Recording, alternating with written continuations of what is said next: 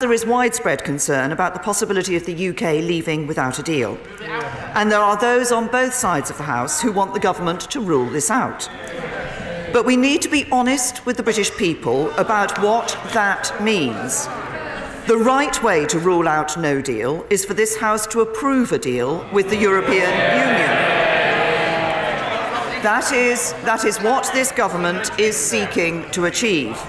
The only other guaranteed way to avoid a no-deal Brexit is to revoke Article 50, which would mean staying in the EU.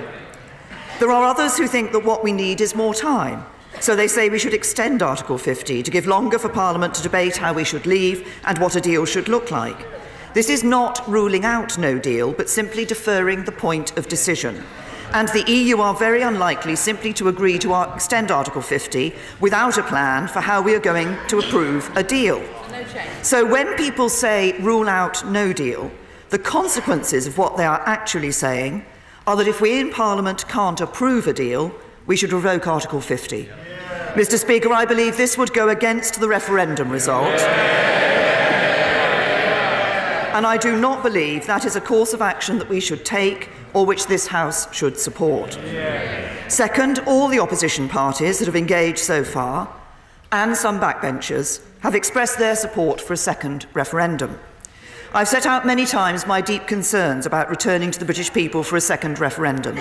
Our duty is to implement the decision of the first one. I fear a second referendum would set a difficult precedent that could have significant implications for how we handle referendums in this country, not least strengthening the hand of those campaigning to break up our United Kingdom. It would require an extension of Article 50. It would require an extension of Article 50. We would very likely have to return a new set of MEPs to the European Parliament in May. And I also believe that there has not yet been enough recognition of the way that a second referendum could damage social cohesion by undermining faith in our democracy. Mr. Speaker, we do not know what the Right Honourable Gentleman, the Leader of the Opposition, thinks about this because he has not engaged. But I know there are members who have already indicated that they wish to test the support of the House for this path. I do not believe there is a majority for a second referendum. And if I am right, then just as the government is having to think again about its approach going forwards, then so too do those members who believe this is the answer.